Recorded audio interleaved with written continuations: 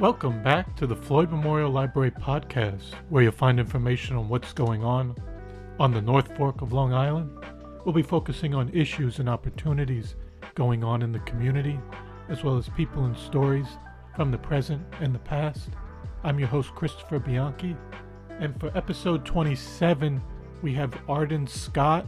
She's a sculptor living in Greenport, and we talked to her about her time growing up just outside of New York City and going away to college and coming back to the city and working as an artist, and how she made her way out to Greenport and got involved in the community.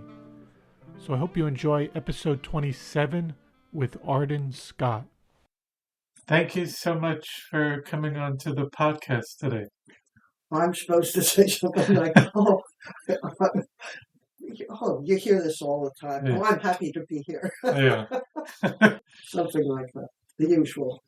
So just to start off in the beginning, can you tell me where you were born and raised? Portchester, New York. Well, till 7th grade. Then my parents moved to Westchester. When my father found out that the high school in Portchester, the girls, of which there was already 4 of us, either were pregnant and dropped out or became nurses or something, he decided he wanted more than that. So he found a good public school and then moved to where that was. And we were eternally grateful to him. And you moved after 7th or around 7th grade? Yeah. Because the school system in Portchester at the time was not geared to educating girls. Well, you understand, this is the 40s, the early 40s. So people didn't talk about educating girls very much. Mm-hmm. Did you have just the general classes in the school at the time? Just math, English, history? Yeah. But did they have, you would do like home ec class or something? That was a disaster. And they told me to go, they talked to the shop teacher and they exchanged me. And I did love the shop. So I spent 2 years in shop class, 7th and 8th grade. Yeah, that's when you had those kind of classes, Yeah. Stood me in good stead. I learned how to do wiring and so forth, and engines. And mm-hmm. And then just to go back a little bit, what about from your parents to grandparents? How far back do you know your ancestry as when it came over here or to the U.S.? Yeah, well, we know my father because he was first generation American. His father, Scotland via Canada, and started a machine shop on Vesey Street was what my father thought. I think it might have been on Broome. But anyhow, and his mother was first generation. We never even from my father's, my beloved aunties, Eunice, his sister, never had a good thing to say about Granny Schneider, and the one photograph is this German. But then again, her husband got them to New York and then promptly ran off, leaving her with the kids, and, ghetto in New York, essentially. So the woman didn't have very much to Mm-hmm. But so that's as far back as we know there. Well, we know David Scott came from Pitlochry in Scotland. Nobody ever looked deeper than that. At that time, nobody was interested. Yeah. My mother's side is far more checkered. And we never got that story straight. My grandfather died when we were too young to remember. And my grandmother, she was a piece of work. I mean, talk about storytelling. Her background was different every time, but one thing that was sort of constant there is somehow we had Native American ancestors. Mm-hmm.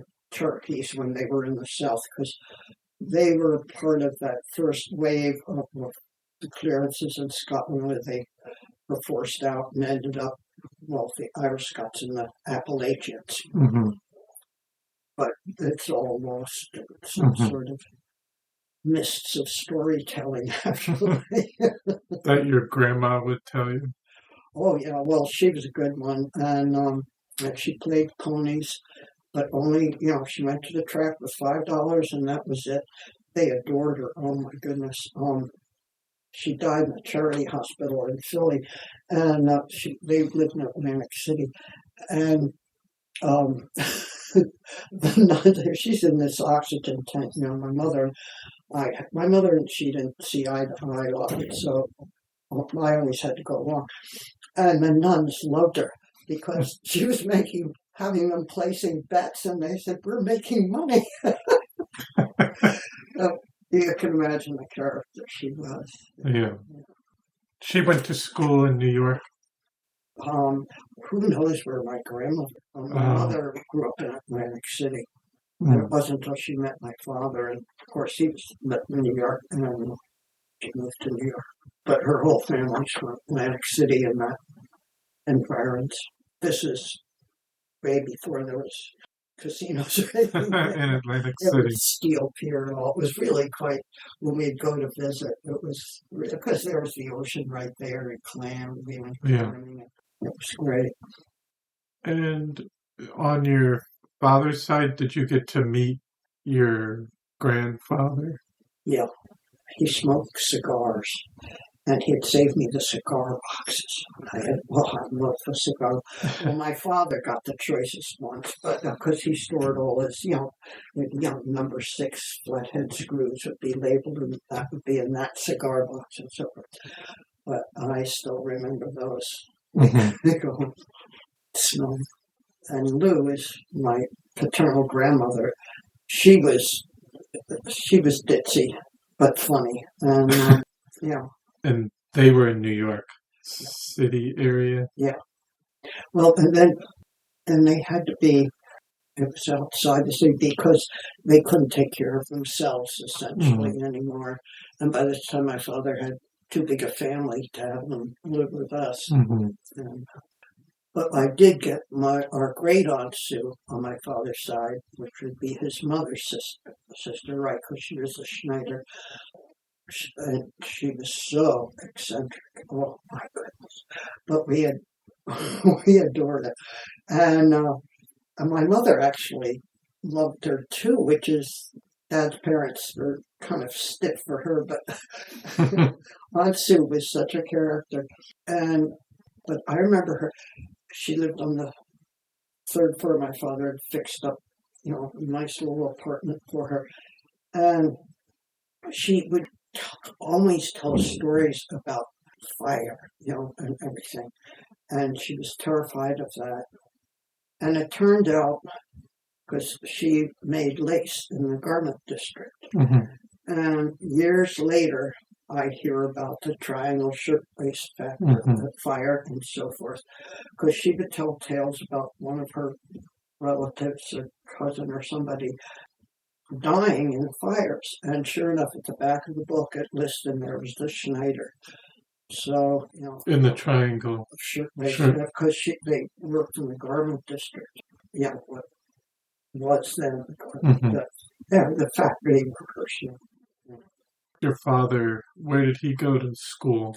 He ended up getting a scholarship at Cornell, the first in the family to ever go to college. Of course, or higher education. Engineering. Engineering. And then what about your mother? Oh, no, she didn't. How did she meet? A blind date. And he asked her what she would like to do in New York. She said, "I'd like to throw eggs off a tall building." And my father went out and bought a dozen eggs and took her up to the tall building, out to the roof, and they threw eggs over. And he said, "I fell in love with her right then." He was 9 years old, but still, it's a pretty good story. And typical of my mother. If you're ignorant, do something insane to come. She had never been to the city before and didn't want to seem like, She had pretty much stayed in Atlantic City most of before she went to high school there, and then she worked at the Ambassador Hotel there. In fact, we do somewhere, but it probably never, God knows whatever happened to that, with 78 recording of Paul Whiteman band doing the Black Bottom. He was playing at the Ambassador Hotel like they all did. And it's my mother's feet on there doing the rhythm of with the dance. That's sort of cool. Yeah, because all the great, I grew up with jazz because all the great jazz guys came through there, and my father also loved the music too. So, But did your mom say what it was like growing up in Atlantic City? Because was she there during the Great Depression? Oh yeah. Did she say anything about that, or? Oh golly, yes. They were, but of course, they could dig clams, and stuff. Yeah. And my grandfather ran a crane and was a crane operator, and of course, there wasn't any work. They weren't building stuff, and when it was, but and she talked about the guy coming to the door, and Mrs. Campbell, I can see her in there, and she coming to repossess the sewing machine because my grandmother was making their clothes, Yeah. And what about your dad? Did he say anything about growing up where he did in the Great Depression? Well, yeah, here he was great tales with because he did track at Cornell, and of course he wasn't good enough for Olympics and all, but he got totally involved. So he was one of the track managers for what was it, the 27 Olympics, 28, whatever that year was, and so that was his big thing. But he did tell me, that's how he earned money at Cornell. Was he made bathtub gin, made hooch, they call it gin, but, white lightning. But, some of his tales were wonderful because one of his close friends was Hugh Troy, who you probably don't remember all this stuff, but he was this great practical joker, and books have been written about him. New Yorker used to cover some of his antics, and my father got involved in some of them, and so those were great stories. He's my favorite one was when he invites. He had a studio in Grand Central there. At the time, the studio's way upstairs, above the ground floor there. And he invited them all. He said it's going to be a black tie party, so you're off to, so they come with their tuxedos and have some ladies have gowns on. And he proceeds to take them downstairs, and he's got one of the big garment district trucks, the canvas things filled with roller skates. He put them all on roller skates, and this is like midnight in Grand Central, and they're all roller skating around Grand Central. Now, at the time, it's still there, the ramps going down to the lower level, and where there's food courts and all that. And there were more tunnels, more ramps down there. And of course, somebody called the police, but here these police come, and here's these people whisking by them with evening dress on, and the police go, they're just running with those big heavy robes on. They can't catch anybody. And then another time, Con Ed always had the things there. Dig we must for a better New York was their little thing. So they took Fifth Avenue, and one night they dug up a part of Fifth Avenue. I mean, it really didn't dig very far. They just sort of crumbled the black asphalt and put the Con Ed barriers there and say, dig we must for a better New York. And all traffic was rerouted for about 3 days before somebody finally from Con Ed said, there's nothing there. Wow. There was a lot more covered in some of the books, but so.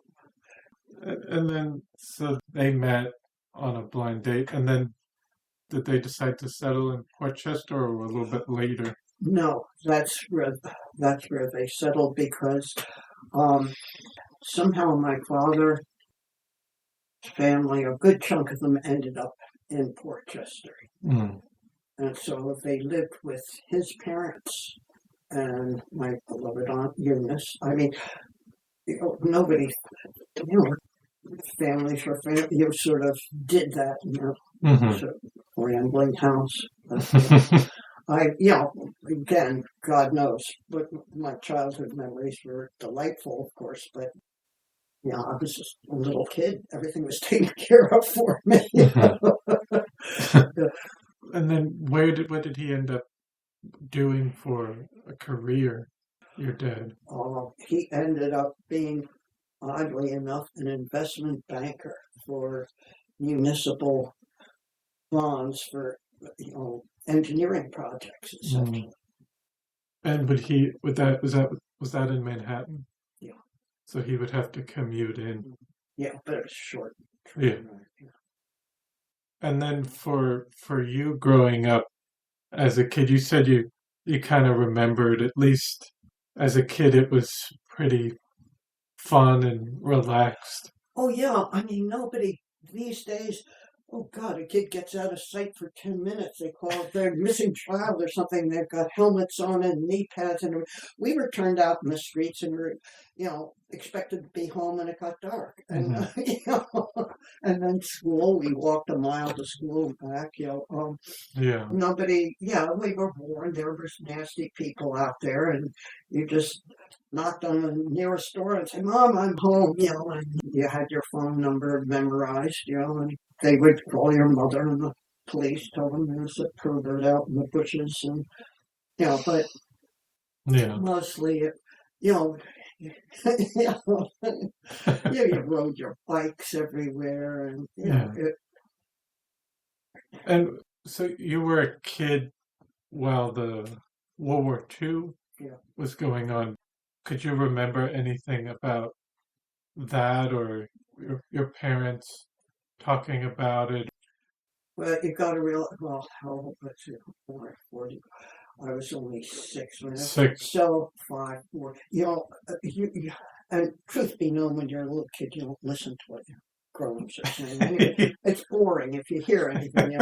And I think nobody talked too much about it. Some of my mother's brothers were in Europe, and I know the one came back, what now we call it PTSD or whatever, and then they called it shell shock, and he ended up, of course, not living. But nobody knew how to help them. And I remember my parents, but when we were around, they wouldn't talk about it, but you could tell there was all of a sudden, Uncle Jack, who was the youngest of my mother's family, there was 9 kids. He was a baby of the family. They all, like you do in a big family, take care of the baby and spoil them rotten. And they loved, and Jack came back, and I remember seeing in fact, one of my sisters thought it was a photograph of my father. I said, no, this guy's much too young. And with my mother, I guess he would have been home on leave in Atlantic City, and just young and handsome with a nice smile on his face. And I never really saw him again, but I remember just, my mother's delight in having this brother around, and who took me, jumping in the waves and stuff. But most of it, when you're that young, it kind of goes over your head, except there was a prevailing sense of dread because there was, of course, a huge Jewish component of the school.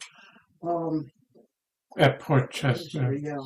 In fact, because only the Catholics and the Jews had what they called release time classes, and a bus took us on Thursday afternoon to the synagogue and to the church for religious instruction.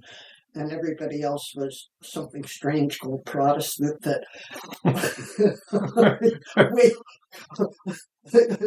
we all, what do they do? Like they don't have to learn anything, and they don't have any rituals. We either couldn't eat pork or couldn't eat meat on Friday. So there was all these things with friends that the parents had to juggle to make sure you didn't get bologna sandwich to. the wrong The on a wrong kid. Friday type. Yeah.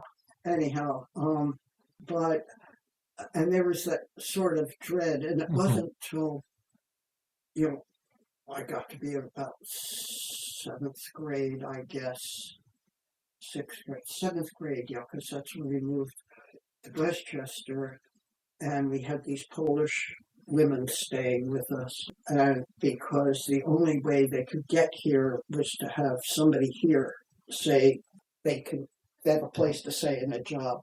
And my mother was our family was perfectly placed because of these 4 or 5 kids, and my mother needed help. And so we ended up, how we didn't learn Polish. No, because she said, no Polish. We wanted to learn, I thought, you're a young kid, it'd be great to learn Polish, You could scream Polish epithets and nobody would know what you were saying. But no, because she wanted to learn, the whole thing was to learn English so she could get, a lot of them were highly trained people, and that's when all of a sudden things began, this is the aftermath, but and then you begin to learn about it. Kind of more later on. Yeah, so by the time you're in high school, you're outraged, and some of I still feel outraged. Oh, especially about it's heartbreaking. It's absolutely heartbreaking. And then just as a child or in middle school or high school, would you still go into New York City? And... Oh, yeah. That was sort of where we went, to the movies and stuff. No, there were 2 movie theaters in Portchester, actually. But there was the Metropolitan. That's my mother. She was an amateur painter, and she loved going to the Met. So, of course, she'd have to drag me along because what else is she going to do with me? And I loved it. And I was lucky. I had wonderful art teachers in grade school, and then in high school I had great art teachers who encouraged. And of course, when do you to the city all the time. When do you think you kind of got really interested in art? Was it at that kind of young age when you were going to the Met? I remember. Oh yeah, because here I was in like 4th grade, and again because of this grandmother who played ponies, but she would come back. They would give her these. Whenever a horse wins a place, they have a little photograph of them in the winner's circle, and it's signed by people. Now, I guess they put them up on their walls as testimonials to their stable or something. But my grandmother would give me a lot of these, and they were interesting. Oh, well, yes, because she got me, her eyes were failing, so I had to read the racing form for her, and all the bloodlines. And so with these pictures, I was supposed to remember, because these were winners, who was who and whose grandmother and grandfather, the whole thing. So, and just out of interest, I began to draw some, and these little horse crazy kids in 4th grade, wow. So I began selling drawings of horses. I made probably more money then relatively than I do now. I mean, it was only like a quarter or something, but still, 10 cents bought a comic book, And then, how would you describe New York City at that time in probably like the late 40s, early 50s? Oh, it's wonderful. We were invisible. When you would just go around as children. We were invisible, and because people didn't worry about kids. Now, I think if you saw kids that were that age walking around Times Square, because of course we wanted to go to the flea circus, and all these, and of course the movies, and the peep shows. Oh, the boys all wanted to go to the peep shows, which were so stupid. Oh God, you had to put a quarter in, and it was like those old flip books that thought were, and you realize this is ridiculous. It's not even pornographic, and it just tantalizing. It was hysterical, but it was fun. You could have explored any area. Yeah. Where would you hang out most in your teens in New York City? Would it be more by Times Square by the Central Park, or you would go all over? We wandered, but it was always on foot Mm. because if you were caught on the subway or something, that where's your subway pass? Because you were supposed to be in school. And but Central Park, Metropolitan Museum, Museum of Modern Art, and the Museum of Natural History. I love that. Yeah, I mean, just for some reason, just endlessly fascinating.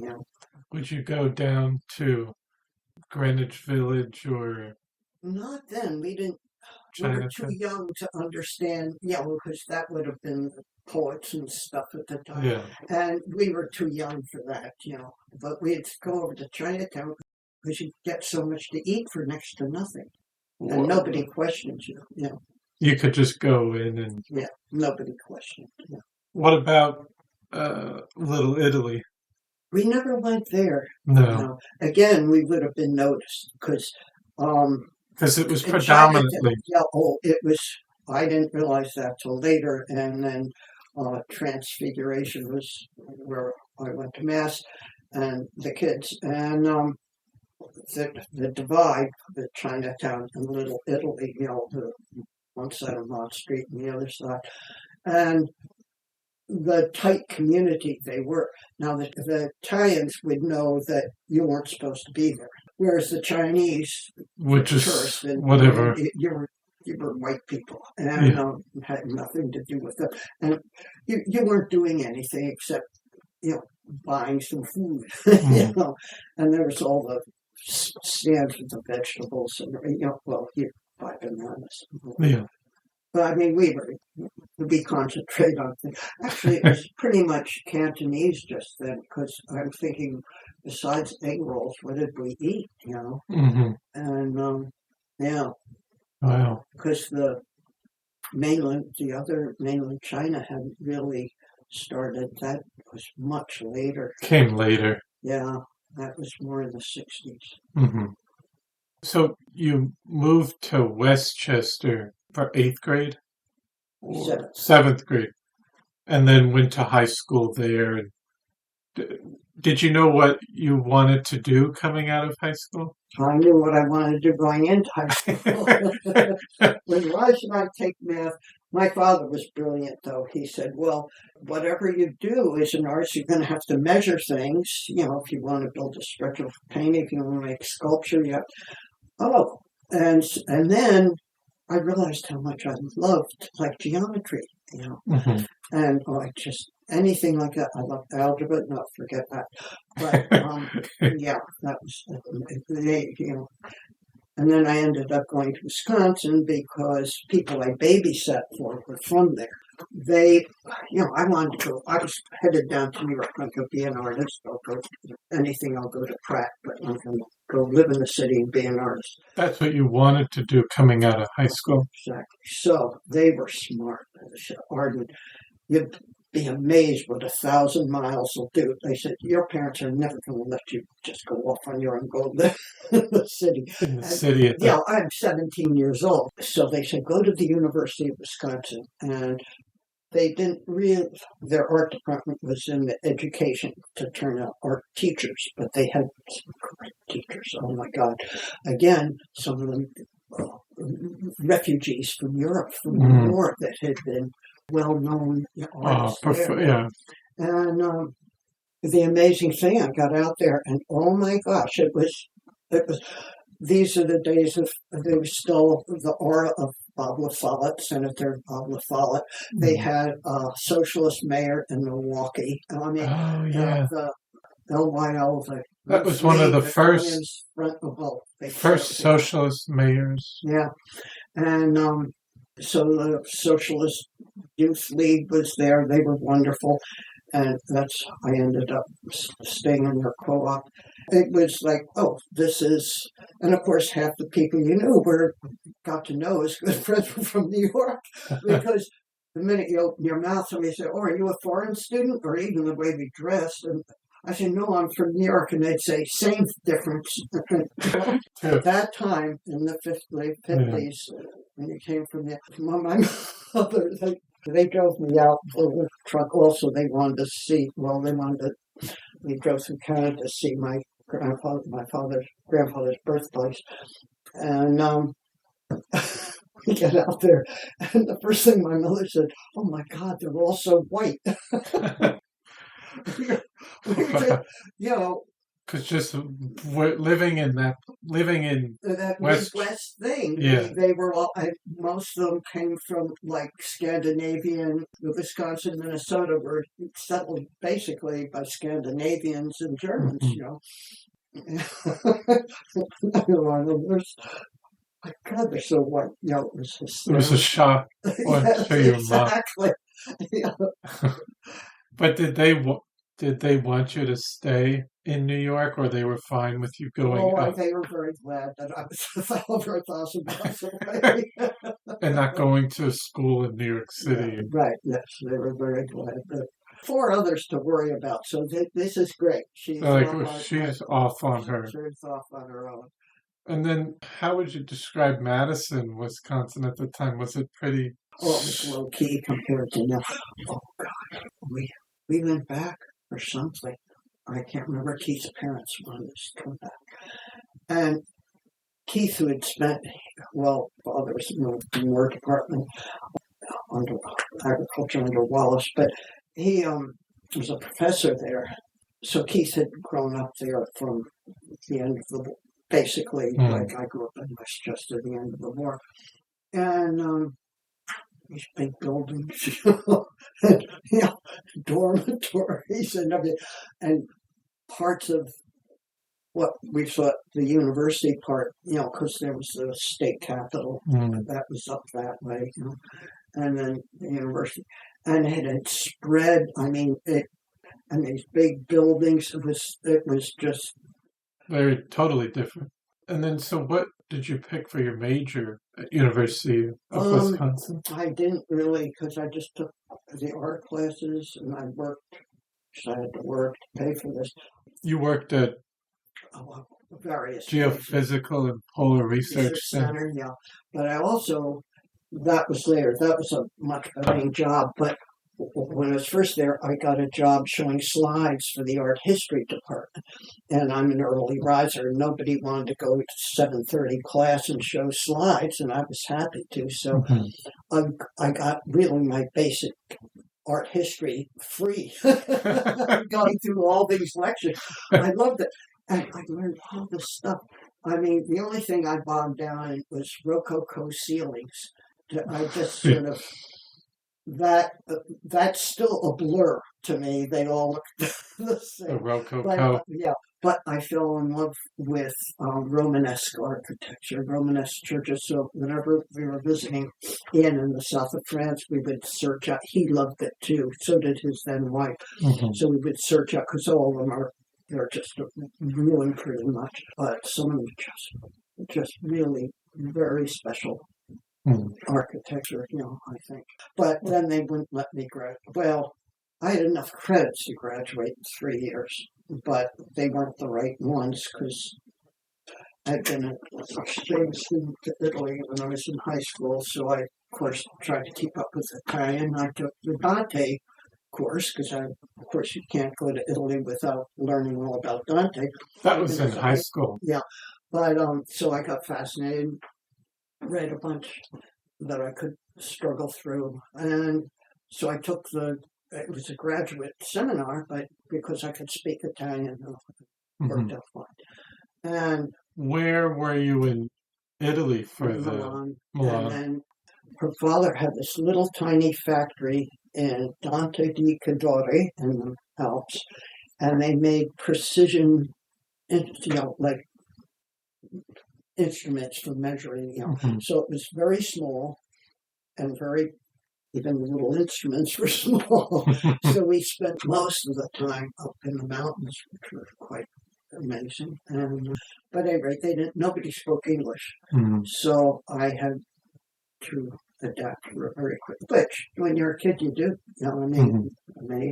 But anyhow, so the university, they're not the right credits. You didn't take this, that, and the next thing. So said, okay. So you had done a bunch of art classes and got the credits, but then they said that Well, two or three weren't the correct. Oh, I took anything I was interested in. Yeah. Various English classes and all. And apparently nobody ever said no, so I just kept taking them. And they said, well, you didn't take this class. To graduate, you have to have this. And these were these baby classes I was exempt from freshman classes because you had to take a test when you got there because it's one of the free. It was at the time for anybody in the state of Wisconsin. And I had to pay a whopping $90 in tuition for out of state. So some of these rural kids could barely spell their own name. So they had to take a test. And then they were put in, because they did want them to go, especially agriculture, because of the dairy industry and all. And so... But then those of us from New York, which is how we got to know each other, we were promptly in sophomore classes for almost everything. How would you describe the art classes there? It was mostly geared to either a career in commercial art or a career as an art teacher. And for somebody like me who commercial art, I could design my way out of a paper bag, and I knew that. And luckily, this Leo Steppett, who taught this first year class in design, was called. He took me aside and he said, "You just make things. You don't have to do the other stuff. Just make." Well, no, I would use the assignment, but I could.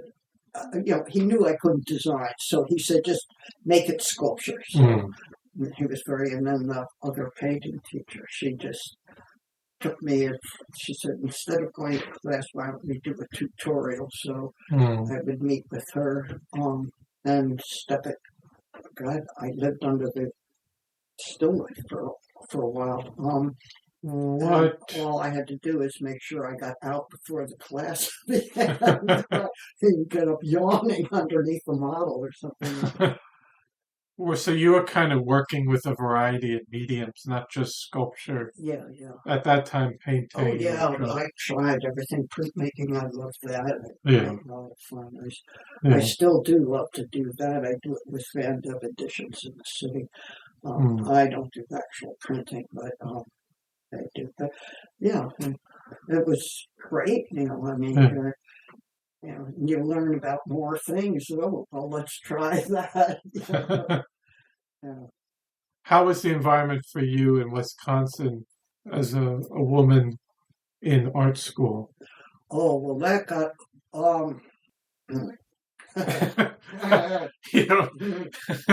I still get the hackles. These painting professors came in and saw the painting I was doing, and one said to the other, "Wow, it's good. It's a shame she's a girl," and turned around and walked out. Well, they were lucky. We had a pot we sized at the time your canvas with rabbit skin glue. They hadn't invented just the commercial gesso. Yeah. There was gesso, but it was the old-fashioned stuff. And that's how you size the canvas. And there was a pot sitting on the hot plate.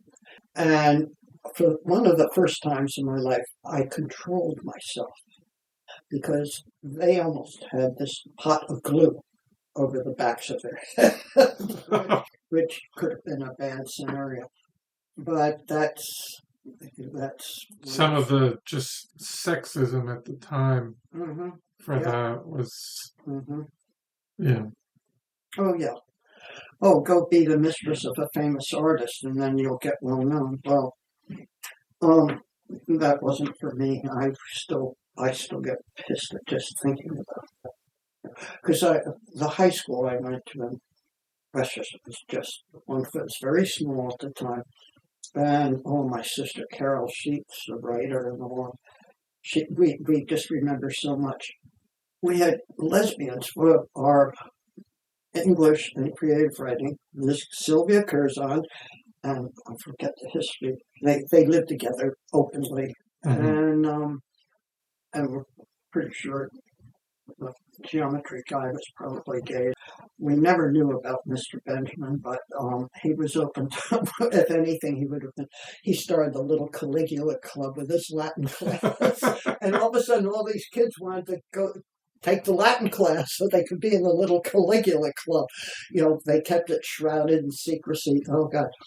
And then this is at the height of the McCarthy hearings. All the teachers in New York State were required to sign a loyalty oath, and the teachers at this high school refused to sign it.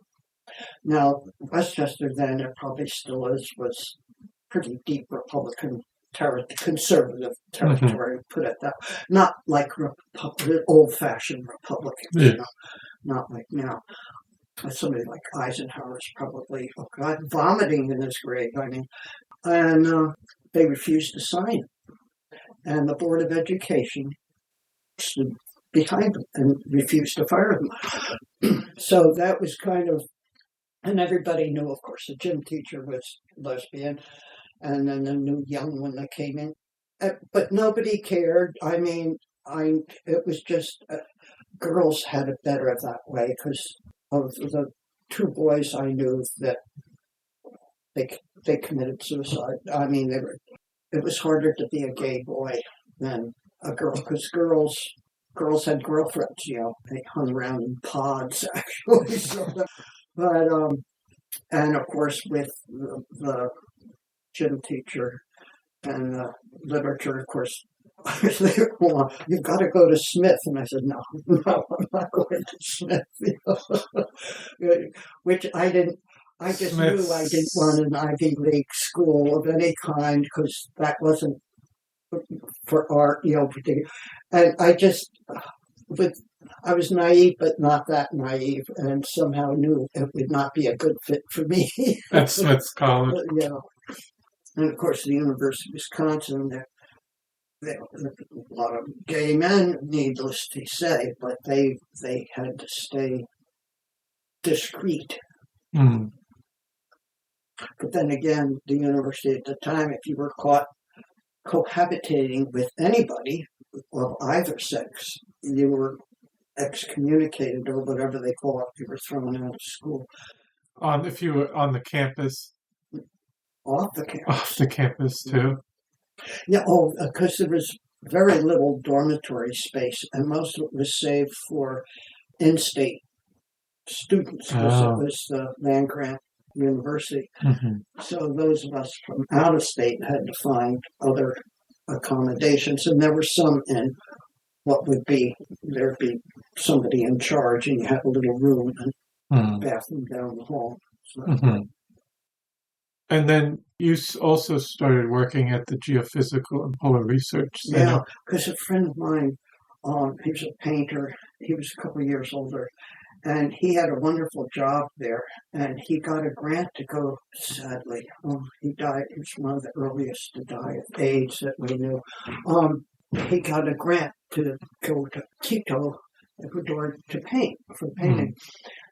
So he said, Arden, why don't you take this job? It's well-paying. And so I showed up, and they hired me. And and the idea being when he came back, he'd have the job back. And I'd go on to, I was already thinking of going to New York. And, but it was a good job, really fascinating. I mean, I loved it, just the science. This is when they were proving continental drift. And it was still no. So they, and they were proving. So that was part of the exciting thing with Maurice Ewing, and all the exploration along and the cartographer. She was the one who opened the whole can of worms up, saying, "Look at this, it's spreading." And anyway, it was exciting time. It was exciting time. So it was challenging. And it was good. And so, and then how long did you end up staying in Madison? Too long. But I was heading out to New York, and because of Doc Bullard, Morris Ewing was in charge at Lamont. I could have a job at Lamont, so I was guaranteed a job, and I could be in the city. And at that point, David, who had given me the job in the first place, once he was finished with his grant, he never wanted to go back either. He went to the city, so I could stay with him till I found a place. It was all set, and then I met Keith, and I had to wait another couple of years. And so you moved back to New York and said, wild horses will never take me out of here again. And here I am in Greenport. What time frame was that you 60s. moved? 60s that you moved back? I moved back, yeah, 61. Were you living in Manhattan? Yeah, down Lower Manhattan. This is before the World Trade Center. I was living on Warren Street, and then we moved up to, the rent was exorbitant, $250 a month. So I moved up to Leonard Street, where it was $75 a month. And how would you describe New York at that time? It was I guess it was in a funny way idyllic, because it was such a short. It had recovered from the war, but it was still what it had been. And so there was still the Washington Market there with all the vegetables came in. Washington Street has the name, and the Fulton Fish Market down at the end of Fulton Street, which and the buildings were like 4 or 5-story buildings, most without elevators. The first building we lived in did have one, because it was all printing people with the big, huge printing presses that went boom, boom, boom, and the whole building sort of shook. They were great people. They were tearing down stuff, and for us, there's there's chairs, there's this, there's that. We kept finding stuff. In fact, I knew a couple of friends. They take it all up to the West Village on a weekend and sell it from a handcart. Make their living selling it. And if you recall Joseph Mitchell, he wrote for the New Yorker, Beneath the Harbor, and all those oddball articles about gypsies or something, and highly readable. And it was his New York still, in a funny way. And then we were, the nearest place to go shopping was Chinatown. But then there was also Little Italy there, and borders were very defined at the time. Now it's very porous. In fact, the last time I found it's all high-end restaurants with white tablecloths on the side. It was just very, very different. And would you say, because you said earlier on in the 40s and 50s, if you went over into Little Italy, they kind of looked at you like, what are you doing here? What would you say when you came back and walked Chinatown and went over? The big difference when I came back, I had 2 kids. Manja, you go. They want you to come and eat. Oh no, they kept giving you stuff. Stop to buy some mozzarella. They give big chunks to the kids. And in Chinatown, the bean cake factory, because bean cake was cheap, 5 cents a thing, and of course a lot of it, needless to say. They also made this outrageous thing called fried bean cake. It was deep fried, and it was in little triangles, so these poofy things, greasy. And the kids loved them, and they would just give them this whole this wrapping newspaper with these greasy things. So having kids with you was it was a completely different story. I mean, I'm sure bank robbers never knew about that. They probably could have. Well, maybe not in a bank. They see little kids; they're horrified. It was like a protective armor. And what about the art scene at the time? In New York. I just laughed. We were so earnest, and theories. We'd sit around, drinking a cheap 3 quarts for $1 beer. God, how we all survived, I don't know. And they go, people this, that, and it was a lot of fun, but. You would just hang out at like a bar or someplace, Well, or at a park. we couldn't afford a bar, really. That came a little later, when you found some income or something, Hmm. Meantime, you're just scratching, taking little jobs that you read about in the Village Voice. So you would gather at somebody's loft, Hmm. and then somebody would make some semblance of food, Hmm. what you gathered from the street, because it was free. Hmm. It might all be artichokes, but it was free. Yes. And I laugh now, but it's part of being an artist, I guess. That sense of finding. If we didn't think of it then, we were sure we'd already found or so. We we didn't really know anything. Needless to say anything about the art world. Oh, Separate from just where you were. that would have squashed you. When I'm a young artist now, and all, I just. What about our career? I said, don't think of a career. If you do, you're doomed, because you're going to come up against something that's like worse than General Motors or Mobil, Hmm. Exxon. It's just out of your control. Hmm.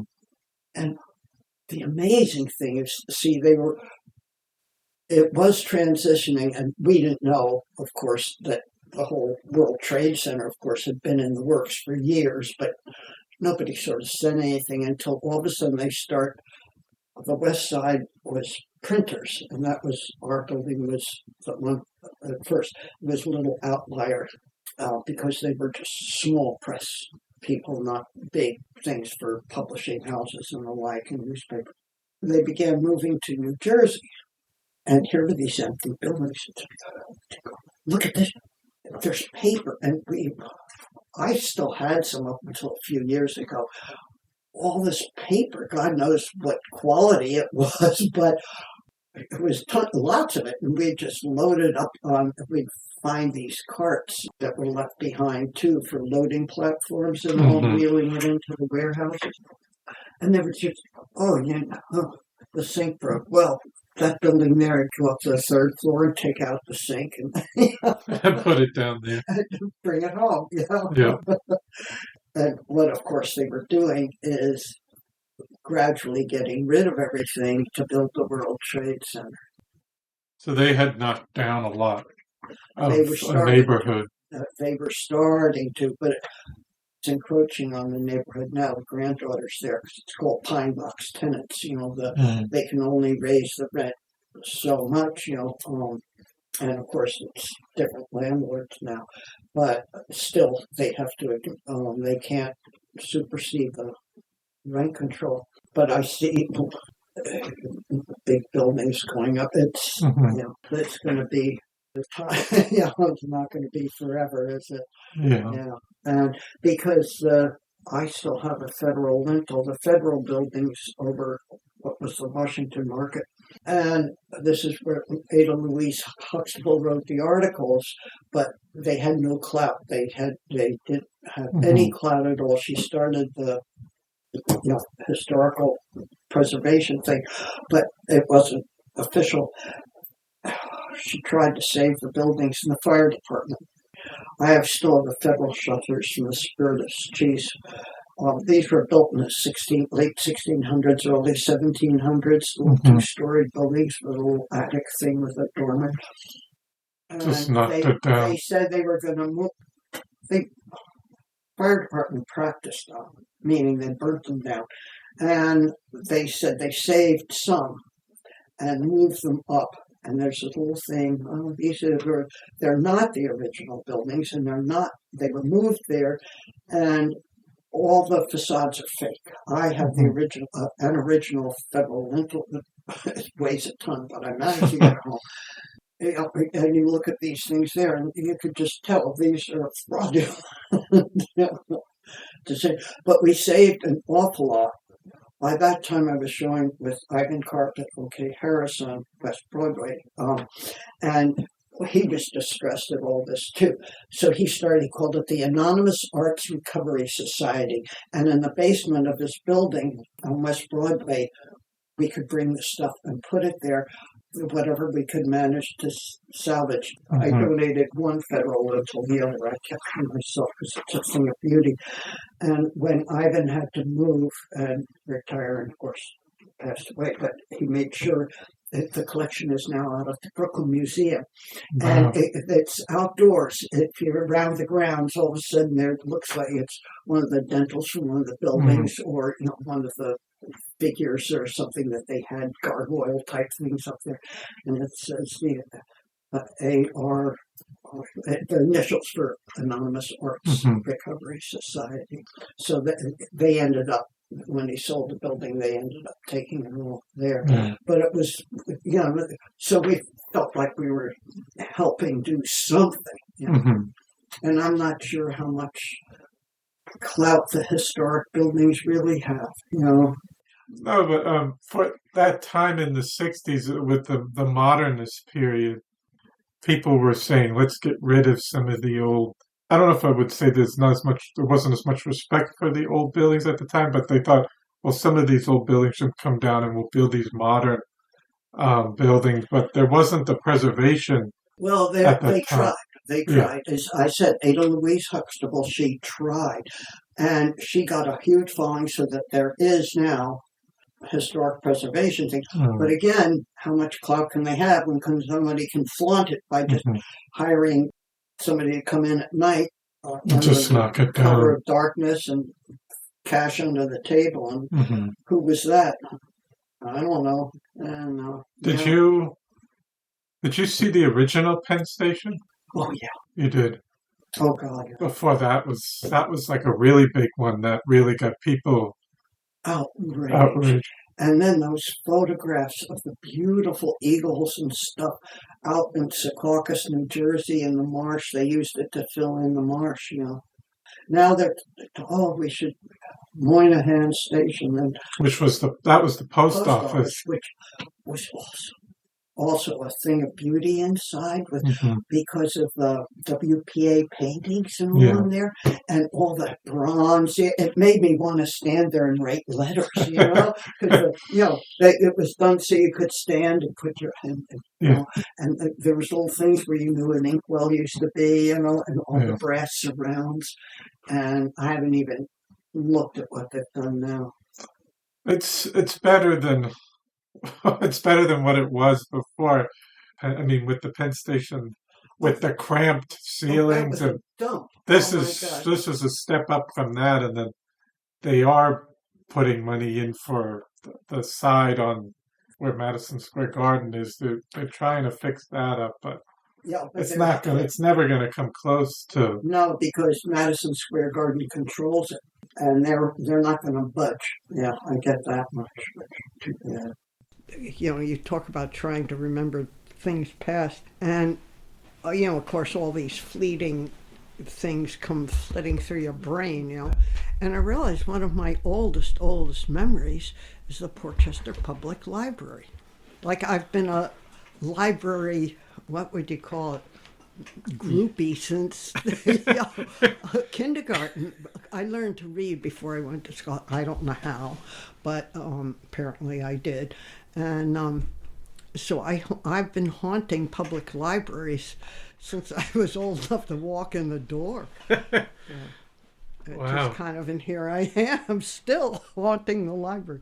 But were you also using the library in New York City? Oh, gosh. All the time, too. Oh, yeah. Oh, and one of the funniest things, I had to pick up a registered letter, and they asked me for my ID. Well, who had a driver's license in New York City, and, car. And I said, oh, I have my library card. And you know what they said? What are you, some sort of communist? And the people waiting like, what? Here's my public library card for the New York Public Library. Because they have branches everywhere. Oh. And there was a branch right by the kids' school, and then there was another branch. And each branch tended to have specialties, so it was kind of fun, And of course the kid, so guess who ends up carrying all the books. Yeah. And then you also, I think, mentioned The first march on Washington, was that? That was interesting. What That was that where, for? in fact, I stayed at the Catholic Worker House and in Washington, which of course was in the worst neighborhood possible. And somehow, because Keith was still, he and his family, staunch Democrats. They were supportive of the Vietnam War at that point. And so Keith took our eldest daughter out to Wisconsin to see them, and I took Angus and baby Megan with me. And where are you going to? Can't leave them alone. It was interesting. We were right behind the seminarians. We were there. Somehow they found an old baby carriage, and so we could, because it was too far to walk for little kids.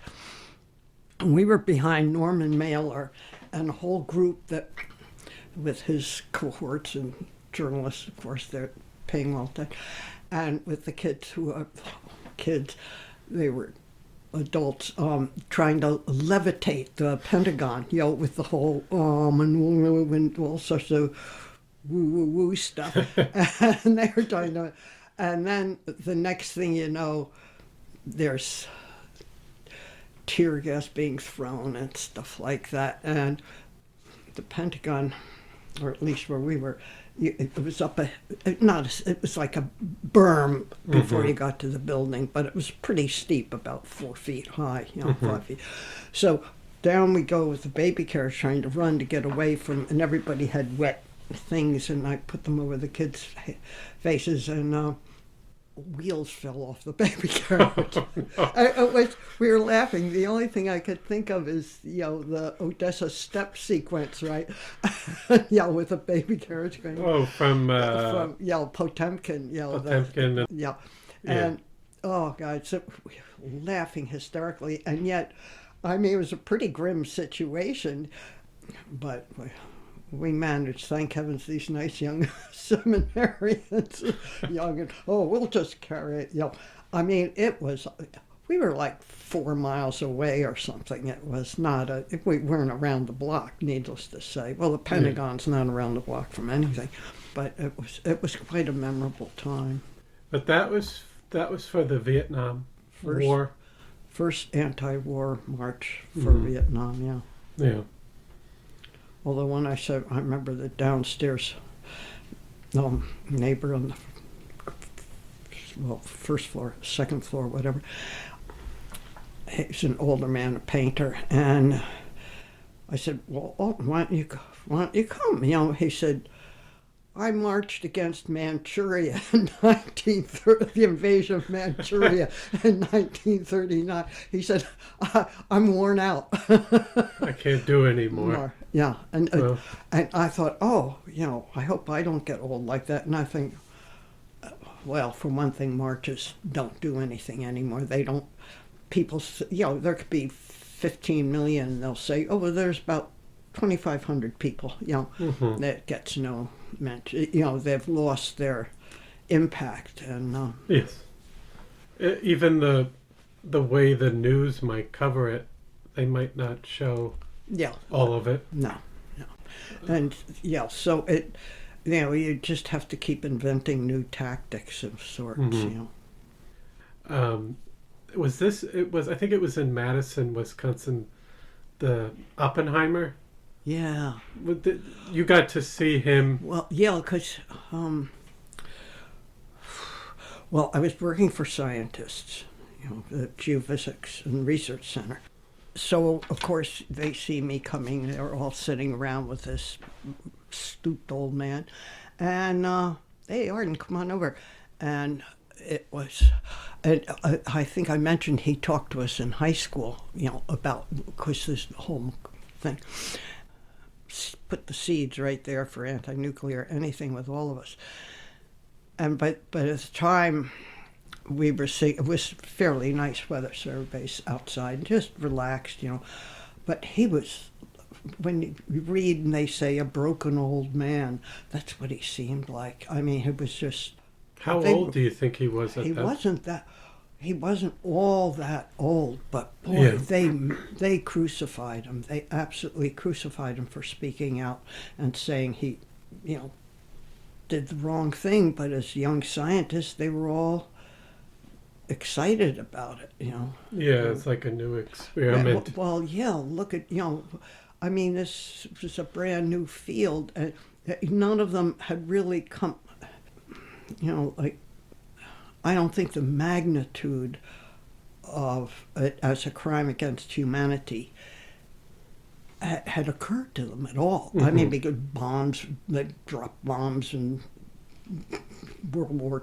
they gassed everybody in World War One. I mean, so, and there was a thing, well, if this one big bomb will take care of it and it'll save lives. Whose lives? But yeah, so and people, nobody was saying, deep thoughts or anything. It was just pleasantries and welcome, because he was speaking to, various groups at the university, because at the time was very left wing. Yes. Yeah. So but it was just very impressive how cruel,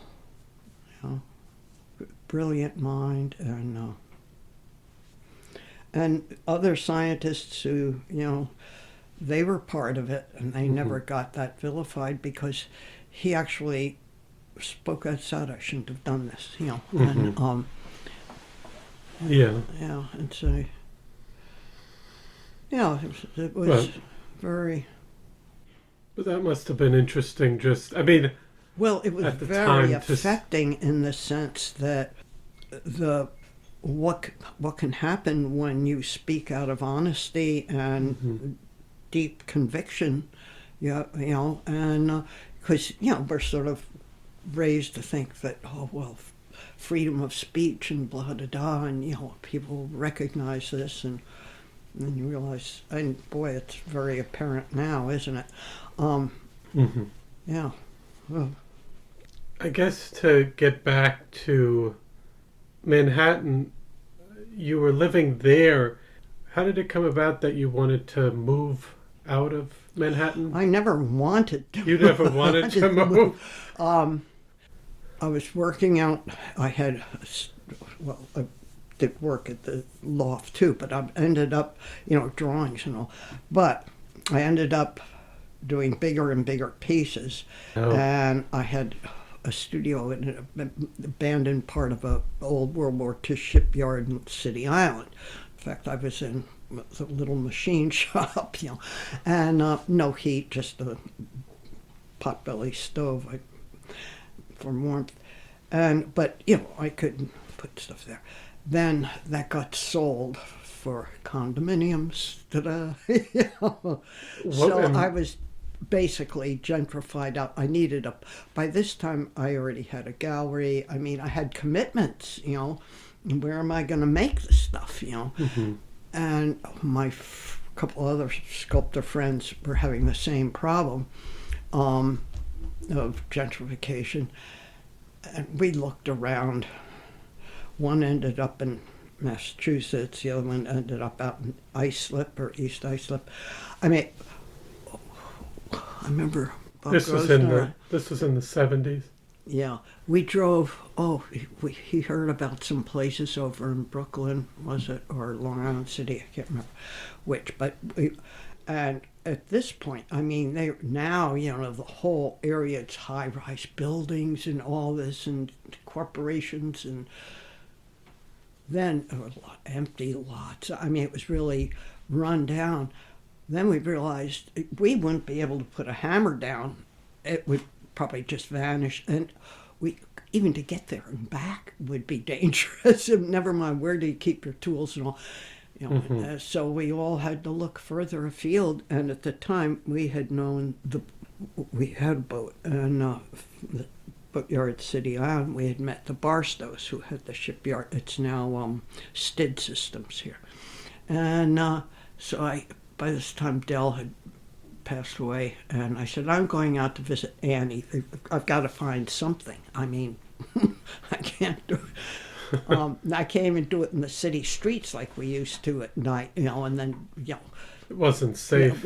well, there's too much traffic now. I mean, Oh. when we were first down there, it was dead, I mean, Yeah. And so I came out and found a place out here. And of course, there was no plumbing, the roof leaked, there was no windows, but I could make sculpture. You just happened to come out to Greenport? Well, we had sailed out here, and we did like it. So, to visit the Barstows, they said, come here. And it was a perfect place to stop and spend the night when the kids could play, and then we would go off to Maine or wherever. And then Keith had to go back to work, so I stayed here with the kids. We stayed anchored over at Shelter Island. You could anchor then. And the kids all went back and forth and stuff. Yeah, there was a drive-in movie theater, and then... How would you describe Greenport at that time? Well, you had several. You had IGA, you had Bohack, you had A&P, you had 2 hardware stores, you had a bookstore, the movie theater. I mean, I wouldn't call it depressed unless the rum line, that's where, you're going out to dinner, the rum line, and, What's that? Rum line. What's the rum line? Oh, it was next to Whiskey Wind on Front Street, and he had because it was famous because he had his half model of his boat up on because they owned the whole building, all the storekeepers there at that time did, and there was a half model of his boat, and the whole place was filled with nautical memorabilia and blocks and everything, and the beautiful bar, and then the little dining area, and to separate it, it was about that high, and a beautiful fish tank, so you could see through, and then there were fishes, and they had a little ingle nook with a fire going in the winter, and after Wednesday night racing, everybody would go there. But it was great, what $5 burgers, and in the spring $6 for a flounder sandwich. Wow. It was pretty good, I mean, for high-end people, we never went with to Claudio's, which was more high-end. That was high-end, yes. But and that was UK. It wasn't that, and then a wonderful woman, she started a little art gallery. There was always something going on, And you felt like you could walk around, and compared to probably parts of New York City, this felt like nothing. Well, no, we did that in downtown Manhattan too. The kids played in the streets, to call them in. Yeah, nobody felt unsafe. Mm-hmm.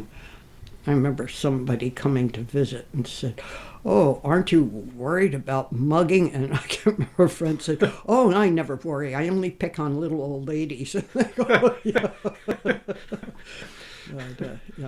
But you got a studio out here when you first came out, but then you were still living on the boat? No. We hadn't had that. It was a pretty old wooden boat. You couldn't live on it. No. But that's how you came in. Well, originally in the summer, because we'd spend a couple weeks on the boat, the kids and I. Yeah. Because it was great for them. They could swim and do all sorts of stuff. And what type of artwork were you working on out here when you initially came out? I was doing wood mostly, because what they did with the destruction of Lower Manhattan, Danny Lyons called it. He had a great photography show called The Destruction of Lower Manhattan. So they were tearing down these buildings, so there's all this stuff. I mean, furniture, we never bought a thing. Furniture, dishes, plate, whatever. And if you needed something, that building, before the wrecking ball gets to it, because they'll smash everything up, we'd go in and take everything out. And of course, it was this huge, that's how I met some of my friends. They still remember it, late at night, helping each other carry these, 18-foot joists back up, and trying to get them. Mine was pretty easy because the stairs just went straight up. There were no landings and turns, which of course was a good hike, no rest, but you could slide everything up and out that window at the top and then in. Whereas my friend, like on Lisbon art, he had made a hoist, so in the middle of the night we'd open the windows of the hoist, would lift everything up, and then you'd have to get it in before anybody noticed. Highly illegal, yeah. Wow. Yeah. But it was kind of fun. And and I know the other wonderful thing in these basements, because there was one right at the end of Leonard Street on Church, and the building became a famous hangout when they redid it on the first floor. The old bomb shelters, a lot of these, and every once in a while, well, not anymore because they've torn down those, but you'd see the funny little emblem, and that meant there was a bomb shelter in effect. So if anything happened, you could run in. They had to let everybody in. And it was called survival packages, and there was a big tins. They were called survival crackers. Well, and then these tubes filled with cans of water, and it was just totally bizarre. Bizarre. I mean, like how long could you live on this stuff? And how many, never mind. But with the survival crackers, they were these fairly good-sized tins, and then inside everything is sort of wrapped separately like they do graham crackers. And the PS3, every once in a while it was our turn to provide snacks, the cookies for the kids. They'd have this is like second grade, third grade, fourth grade, And so I thought, I can't make cookies. I don't even know how. And I'll bring the survival crackers in. And of course they were ghastly. I mean, they made matzahs taste rich and delicious, and I mean plain matzahs, and of course they were horribly stale, even in these tins, pretty much. The teacher said, "Do you have more of those? They're the kids' favorite things. People bring in chocolate chip. They all say, 'Where are the survival crackers?'" Because I think just the idea and the name, survival, and the survival crackers, it was pretty funny. Well, I know what was in there too, toothpaste. Now, who thought of I mean, the brains behind this, it was obviously some sort of weird committee, but you do have to, you can always laugh at human folly. It's a lot better than the altars. But talk about Oppenheimer. I mean, this is, part of that same equation, And then with Greenport, were there any other artists out here at the time that you... I was the first one in Greenport, but I was teaching at Parsons, and it turns out one of the other, we became very close friends, was teaching there too, and we were hanging out in thing where we had to get together, because normally, you didn't always, everybody taught at different days. And Kasapkas, and he was out in East Marion. So, this is good. Then he got his friend Fraser, who was married at the time to Poppy Johnson, got them to come out and buy a place on Carpenter Street. And so slowly people, and then Don Llewellyn, he came out. But then he finally, he was in Southold, but he sold it and moved upstate instead because his girlfriend, who became his wife, had relatives up there, and also. So it was, you're kind of one of the first artists to come out. Oh no! Historically, I mean, it was a hotbed out here. Hotbed. Yeah, I mean the Prelwitzes and all that. They even and then like Hubbard. Whitney Hubbard. Hubbard. I mean, and they were extremely well respected in the art world of the time, So the place has always been, it's because, you come out from the city and the first thing you go is, oh my God, the light. You just... you can see the stars in the sky. Oh, kids used to just take their blankets outside and go, we're going to go out. They go into the schoolyard at night. It was before everybody had all those lights on all the time, and could watch the stars. And the neighbor said They what? They can't do that. Well, they did. Well, but I said, well, why not? I mean, they've got a little book about Know the Constellations, the wonderful A.J. Ray book, and they're learning about the star. What's wrong with this? Yeah, I mean, well, they could watch television and see. We don't have television. Talk about somebody calling you a communist. That was in their thoughts, I know. Yeah, but yeah, But then I guess you would be like, it would be a later generation of you moving out here and other artists from New York City at a later time. But yes, there were artists out here before that. It was 1977 when I came out here, and we came out. Even though, I was teaching in the city, so I'd go back and forth, and the kids all at school there, and Keith worked at Lamont. So, you taught at Parsons? Yeah. And what classes? Type of? I taught, first year, it was supposed to be called three-dimensional design, but I had to tell the students, I can't design my way out of a paper bag, I'm a sculptor. So we're going to just do sculpture. And if any of you are going into design fields, just take the assignment and go with it as a design. Who cares, as long as it's three-dimensional, and stuff. And then I taught drawing. Yeah, it was a lot. I love the students, were great. The first year students, because they're so enthusiastic, and compared to they haven't gotten jaded yet. Compared to the third or fourth year art student. Yeah, by that time they were getting smug or terrified at graduating, and like, not sure what am I going to do when I get out? Exactly. Well, I said, hey, learn a trade. That's what I did, and I did plumbing. You could. You do it on your own terms. It's not 9 to 5, so and then you tell people, I'm so busy right now, i.e. I'm working in the studio this week, but I could fit you in with next Tuesday be, and of course, the more you did that, the more they wanted you to do it, But you did plumbing for...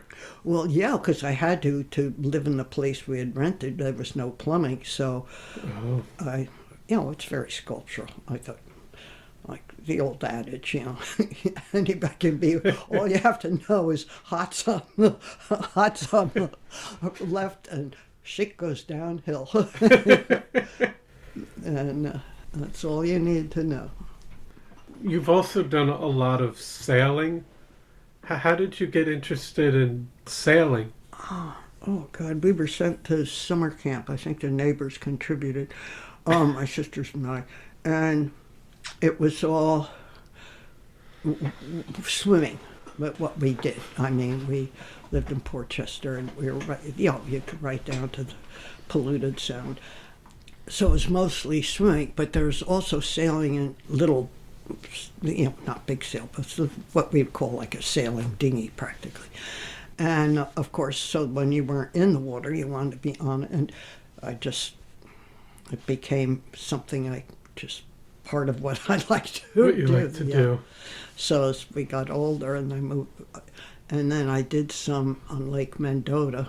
But the summer was so short, but that's how I got into ice boating, because the lake froze in November and stayed there till May maybe, and then, so it was a way to get out of the city. And at that time, at the end of the 70s there, oh my gosh, wood boats, fiberglass was just coming in. They started that in the 60s, right? Mm-hmm. So, here's this magic material, doesn't rot, you don't have to replace planks and dry rot and all that. So they're basically giving away wood boats. You just had to, like a friend said, well, we'll have a regatta and we'll call it the Get Rot Regatta, But, so a bunch of us and you ended up with boats. And you built a schooner. Well, finally. Oh, God. Was it called man Annie? At the boatyard said to me, Arden, why don't you just build yourself a boat? Instead of coming to me with a handful of stuff, rotten wood, saying, what do you think this was? Anyhow, then eventually, oh, look at this, National Fisherman, there was this little thing about this beautiful little 28-foot schooner, and I thought, oh my goodness, because you think build a boat, and of course, boats, then yachts, because there was a ton of them at City Island, Miniford's and Consolidated, because they built the America's Cup boats there. Mm. And the Courageous, and well, they were Intrepid. So, I think Courageous was the last one they built there. And but we were used to seeing these gorgeous yachts, Herreshoffs, Alden schooners, Malabar 10, and but of course, wait a minute, my whole 28-foot looked just about right, which it was, because we could handle it, Anything larger, all of a sudden, because it's interesting, it's almost a trigonometric progression. With the boat, where did you travel with it? Well, when I bought the plans from, that was a Murray Peterson from his son, and I had to go up to Maine and meet him, and here we drive up in this beat old Chevy carryall with, Kate stayed home with the dogs, thank God, because she was already in high school. And the kids, we spent the night we left from Greenport, and we spent the night in the parking lot to get of the ferry. We got the last ferry out to get on the road early in the morning, so we could get there on time. So we slept. We must have, by the time we got there, we probably up in South Bristol, Maine. We must have, And one of the first things he said, well, if you build a boat, where are you gonna sail to? I said, well, Block Island. And because it turns out what people say, I'm going to sail around the world, or I'm going to do this. And of course, come on, I'm not going to do that. We sailed as far as Maine. But you can have adventure, in your head. You don't have to be, in fact, even going sailing for 12 hours to get somewhere, by 2, 3 in the afternoon, sun, even though you got stuff on the hats and white shirts, So I learned to always take some little project, sewing canvas or something to do with the boat or something like that. Even just going to Maine was a lot. Yeah. And you think, it's like driving across Kansas or Nebraska, you think, I'm going to drive to the West Coast, and half the country's just dead boring. Yeah.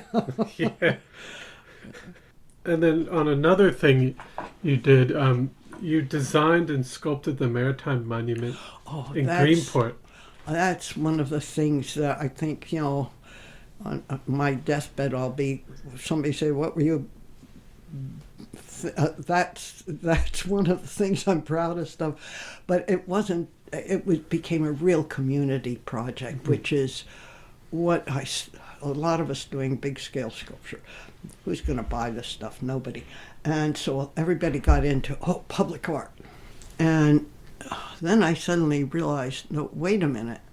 A lot of that, because I have friends who did it very successfully and all, but temperament-wise, I wasn't quite suited. And the other thing I realized, well, one thing, there were several deaths. The sister of the designer's son, she was lost at sea. Another mentor of mine, he died at sea.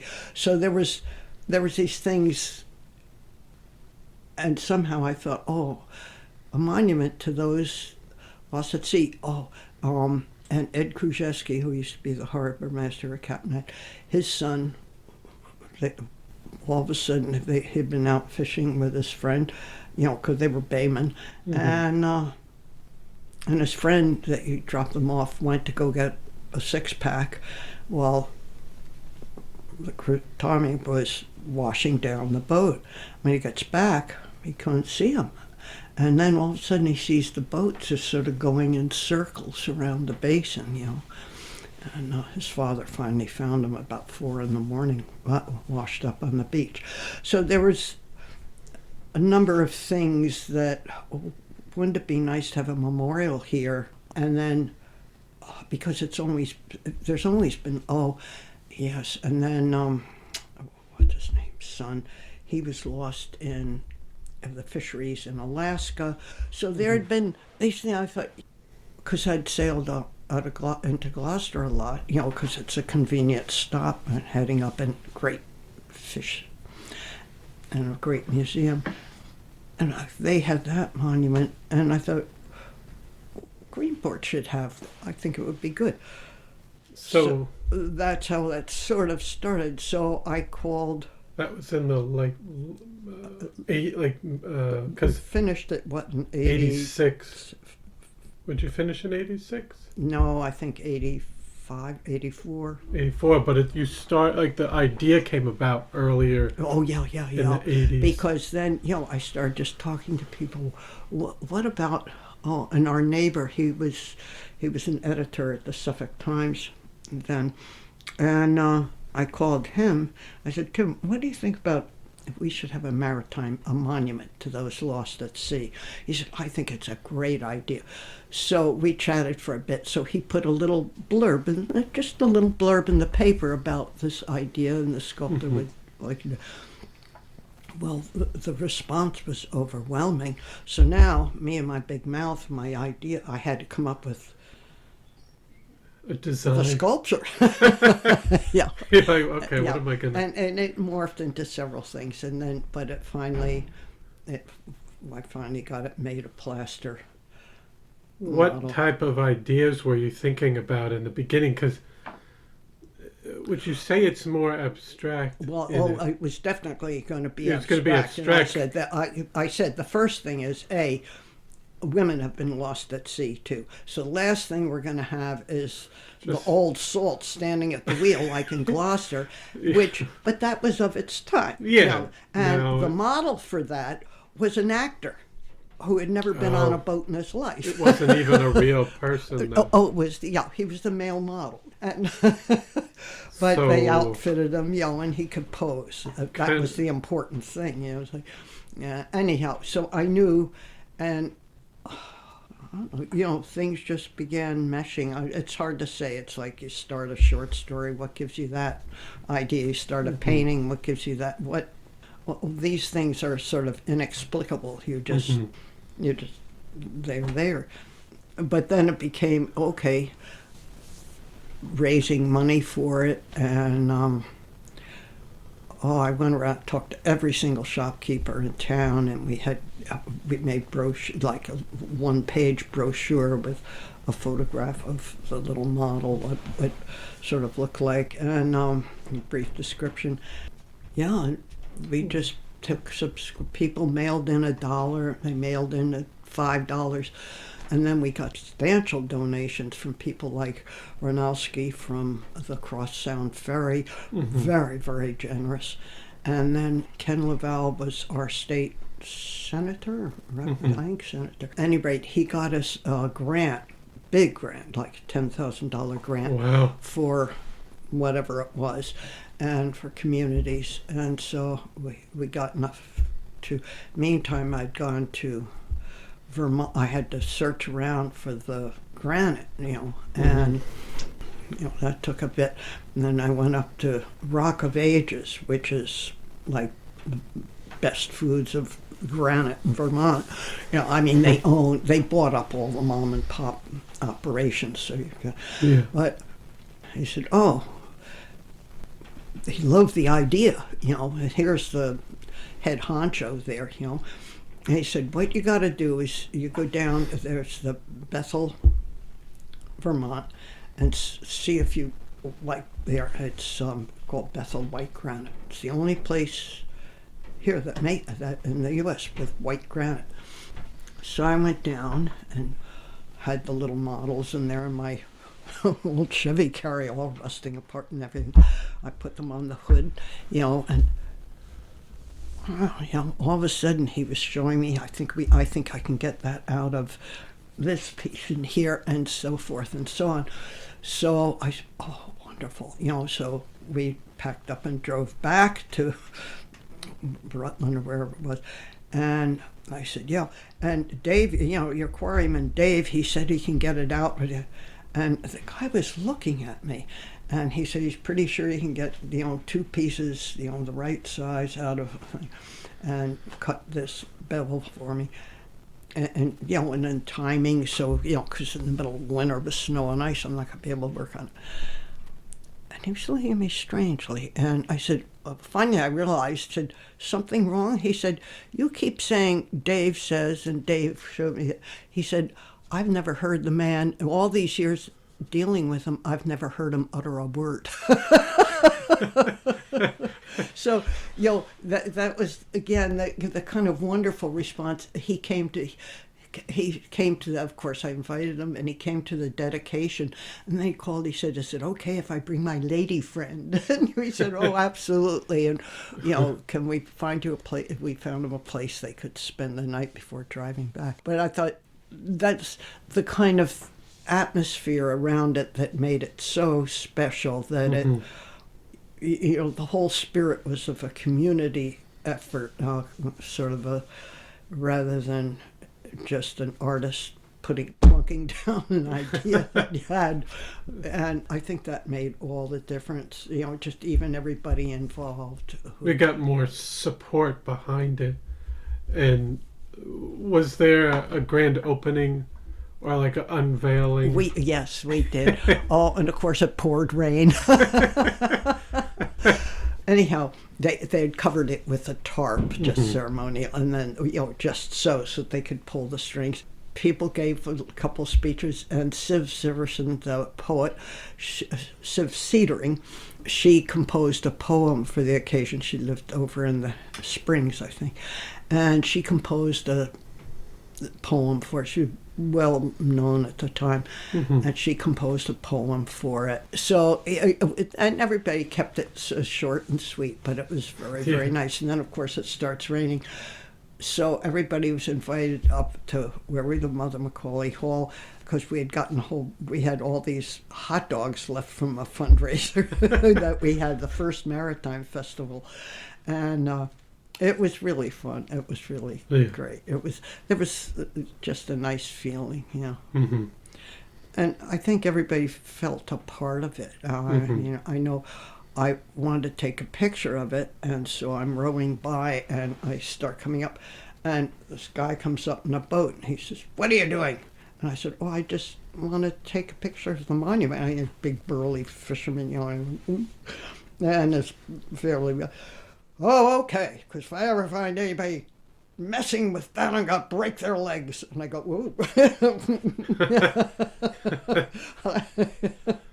I guess I don't have to worry about vandalism. It never has been vandalized. That's great. People brought, what if it's vandalized? I said, no. What if it's vandalized? How can you vandalize granite? They can't chip it without specialized tools. And the only thing they could was spray paint or something, but nobody ever did. That's really good. Yeah. You mentioned the Maritime Festival, but when did that get started? Well, we have, I still have the t-shirt that we sold. We decided that, we called it Maritime Day. Okay. We had it down in the parking lot by the train station. It's before a bus stop was there. And it was pretty much it wasn't all black-topped and neat like it is now. It's a big sort of round parking lot, roundabout, for the trains. Oh, golly, Hugh Presswood and Nancy Baxter, they sang, and it was really fun, and he's not with us anymore either. Brought all of his steam engines from Shelter Island, and it low-key, Don Tobb sang. Oh, my goodness. And we sold hot dogs and balloons and T-shirts, Wow. Because it was like free entertainment. So, the next year, felt like one of this, can we use your idea of Maritime Day? We'd like to have it a Maritime Day. And I said, sure. But they ended up calling it Maritime Festival. No, that's interesting that it kind of started after you had that Maritime Day. Yeah. Oh, yeah, because that was the inspiration for them. Because, people came, and because it was all to support the monument. So, people were buying T-shirts and balloons and hot dogs, whether they wanted them or not. And it was, and then people just put donations in a bucket. So but it was compared to what it is now. You talk about low key. Oh my God, It started out small, but it was fun. Yeah, because it was all local people. Yes. Yeah. We got the IGA got us the hot dogs, at wholesale, and oh golly, yeah.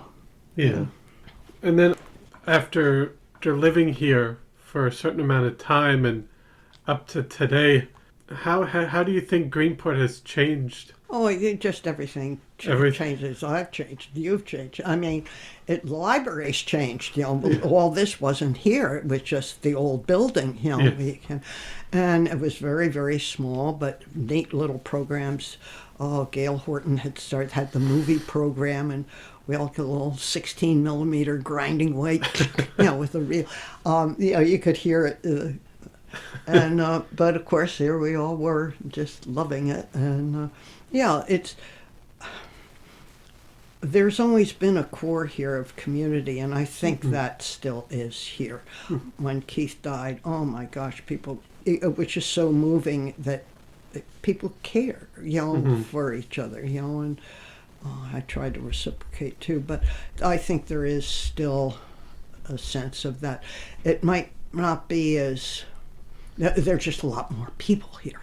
So it isn't as apparent because there's probably this group here and that group here.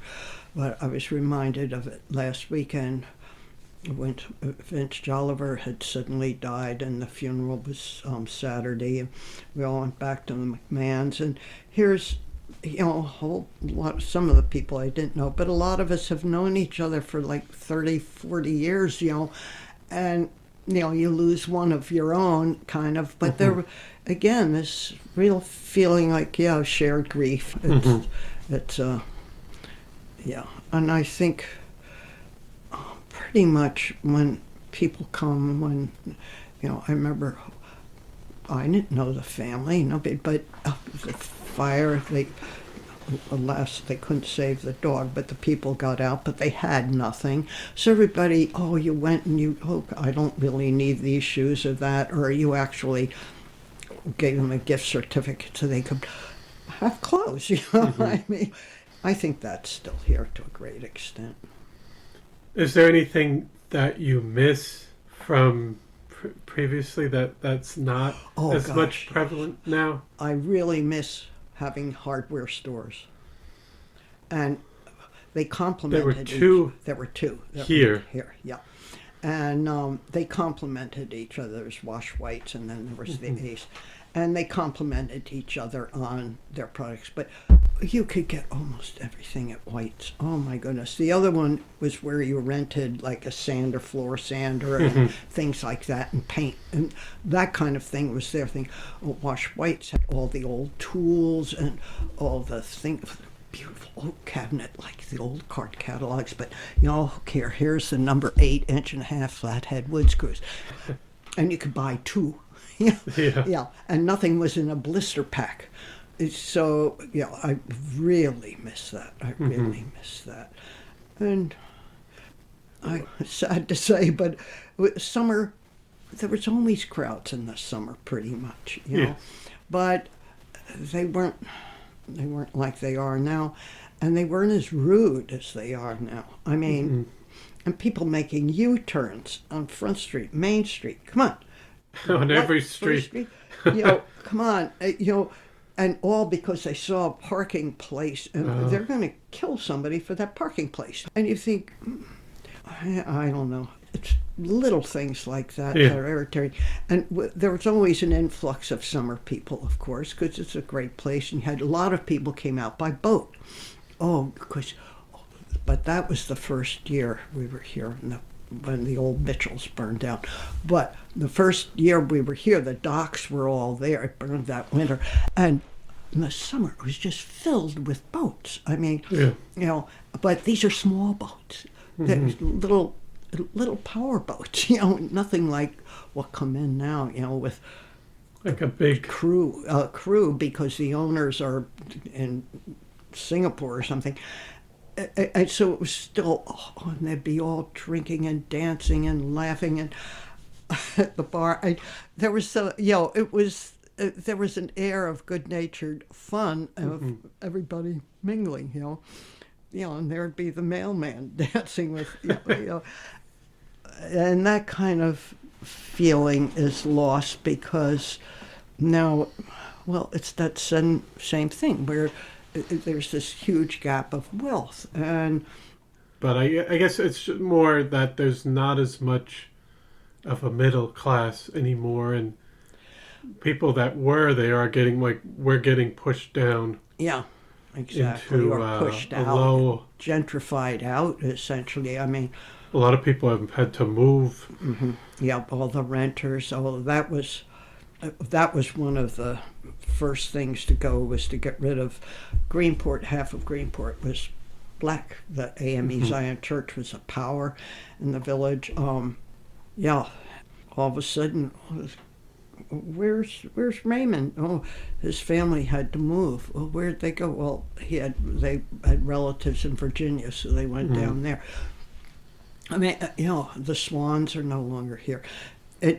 We lost some of the dynasties, and and a flavor was lost of mixed people downtown, and you don't see that much now. You don't see. And would you say that it's that's what's happened is the Hispanic people are starting to fill that niche to a certain extent, which is good, but it's a shame that you had to lose some of the African American population. Mm-hmm.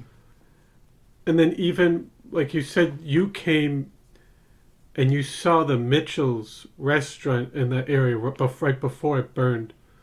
Oh, yeah, the summer before. Oh, God. But then that kind of just stayed like that after. Oh, it was an episode. Oh, my God. I'm still using dishes from after the fire, of course. Oh, wow. The place was just a shambles. Yeah. And, they started scraping it up. And our kids found they had put a whole lot of the dishes into, it was sort of like a little shed. And I guess cleaning up and stuff. I mean, they were all burnt around the edges and stuff like that, but they're that great. We always love diner plates. We still use them. I've still got them. Those are from Mitchell's? Yeah. Wow. Yeah. Well, they're sturdy as can be. Yeah, you don't. They're diner type plates. Yeah. And, all sorts of stuff. And then with the sunken barge, and all the local kids are going in, and they want the cash register and the booze. Wow. My kids come in, look what we found, because we had just gotten here pretty much, so we didn't have much. We had hardly anything. And the pots and pans, and huge American flag that I've still got. When we moved, I had to sell most of the pots and everything, because the kids are all gone. We're in a little house. Platters. Oh, I know what we did. We brought the kayak in at dead low tide. You had to make sure you watch the tide so you could get out from the door before the tide came up and you'd be trapped. But and a couple of platters. But those are nice serving platters. One's in Limoges platter. One of the ones designed by Renoir. Somebody said, "What are you doing with here I've got diner plates. What are you doing with a Limoges?" And I thought, "A what?" I've still got it. Wow. Yeah, we don't use it much, but it comes with such a good story that we did. But we got, all sorts of chairs. From that building. Yeah. And then, that was a sunken barge. And then the fire building is where we got all the cups and stuff. And yeah. And how long did that sit empty, that area? The fire, they had to, bulldoze it because it was, ashes, and you had to get that. And then, that summer, Kokomo's, it was called. And they erected some temporary building there. And that's where they had the weekend dancing. Oh my gosh, all ages were there, little kids. What a good time, because it was cheap and it was fun. And then they did bungee jumping. That was a big thing. But you had to pay a lot to do that. So I don't know anybody who actually did, except for Judy Ahrens, who is the staff photographer for the Suffolk Times, award-winning. She went up to take photographs, but I don't think she actually bungee jumped. She just did photographs, yeah. And then I think that was only one summer with that, and then, or was it another summer with a bunch, various stopgap things until they got the grant to do the park, and they did the contest and all that. And then you also, I think, mentioned with restaurants. The fact is, most of us grew up not near restaurants or even eating out ever, or rarely. We cooked. And we've invented dishes and, and all, because if you read, well, who can buy that? Whatever we could find locally, most of which we found in the trash. And we were used to doing that. Why would you go? The only thing in New York was we had Chinatown, Little Italy. So we had, you could take the whole family out to La Puglia and have a bottle of dubious wine. I think they made it in their basement. And that was pretty cheap, like for all. Oh, the whole, family of 6, and it would cost us like $10 with a tip, Yeah. Well, they basically plied the kids with food, and but there were all sorts of places like that, and the same with Chinatown, that we knew oddball. Oh, listen, you go here to get noodles, you go here to get dumplings, you go here for that, and then the Sichuan food came in, and you go here for that, and then. So even out here, you didn't. I mean, you cooked more, so than going out. And I guess kind of like a general question, what do you hope for the future of Greenport and its community down the line, kind of 10, 20 years? What do you hope for it? Well, I won't be here to see it, so our chances are, actuarial tables being what they are. I just hope there still maintains a core of community, and like Cast has, and see, it used to be right here in Greenport, and I just hope that, and we started the homeless shelter at St. Agnes years back, and hopefully these kind of things, they're not what the tourists know about. They only know about these 10-star restaurants where it's $100 a meal without the drinks, and what about the maritime history, or do you think there's even like a possibility of a working waterfront down the line? Who knows? Yeah. Who knows? Who would have ever known what would happen in World War II? Half of my neighborhood, these little houses, they were working houses. They just piled up to house the workers working in the shipyards here. Before they did the submarine sub-chasers and so forth. So whoever knew it would be flourishing like during the 40s? I mean, but they were round the clock working for the war effort, and now all those things are hidden somewhere else. Who knows? You can't predict that. Just you don't know. But the thing is, what if they get enough control? You never know. What if fishing does come back? So what you don't want to lose it, because you never regain it again. Once they build condos there, just like on the South Fork, they haven't regained any of this stuff. It's too late. No, because the land, it's like we're losing farmers here, because the land is so valuable that the farmers can't afford it. If they need to expand, and then their taxes, the whole 9 yards. Yet they'll give a developer, like in Southold, huge tax break for building this monstrosity in the middle of town.